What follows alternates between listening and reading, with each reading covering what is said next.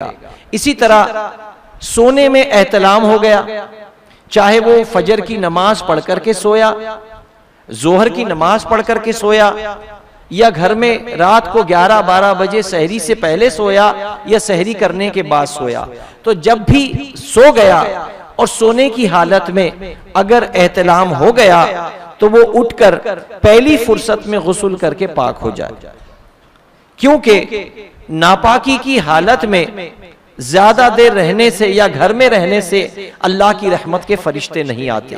तो पाकी में पूरा वक्त गुजरे। अव्वल तो ये कि एहतलाम होने से रोजा नहीं टूटेगा।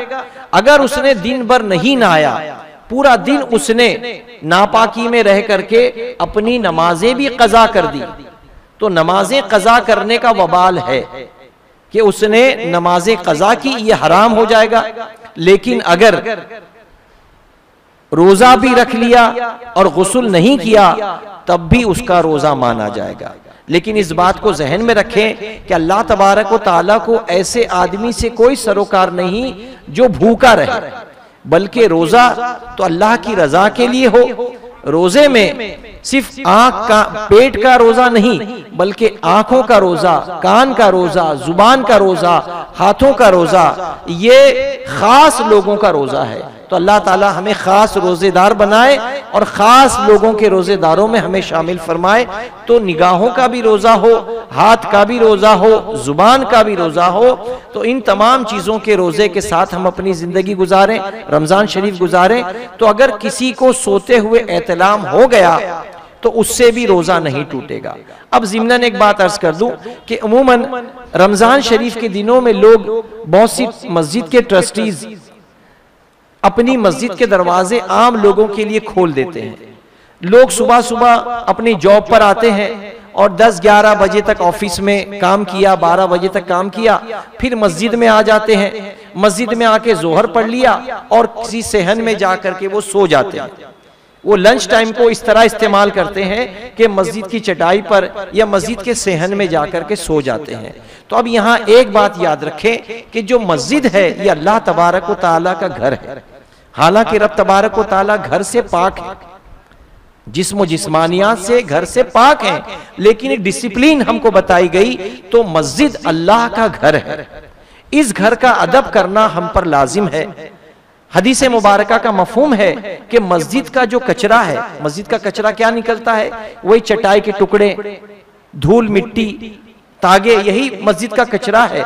फरमाया गया कि मस्जिद का कचरा ये बेवकत नहीं है, इसकी बहुत ज्यादा कीमत है, ये जन्नती हूरों का महर होगा। मस्जिद का कचरा जो है ये जन्नती हूरों का महर होगा, इसलिए कि वो अल्लाह के पाक घर का हिस्सा है, अल्लाह तबारक व तआला के पाक घर का हिस्सा है। तो कचरे को भी अदब का मकाम दिया गया।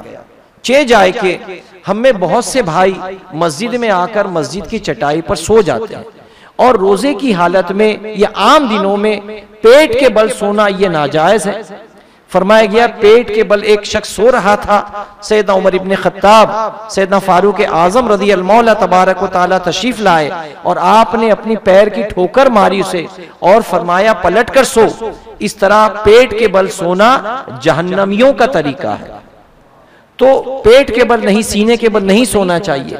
लेकिन बेख्याली में मस्जिद में अगर कोई सो गया और एहतलाम हो गया तो उसका बदन भी नापाक हो गया, वो खुद भी नापाक हो गया, उसके कपड़े भी नापाक हो गए और मस्जिद की चटाई भी आलूदा हो गई, मस्जिद की चटाई भी नापाक हो गई। अब शर्मा शर्मी में क्या होता है कि जो सोया था उसने देखा कि नापाक हो गया, अब वो फौरन उठा और मस्जिद से बाहर भाग गया।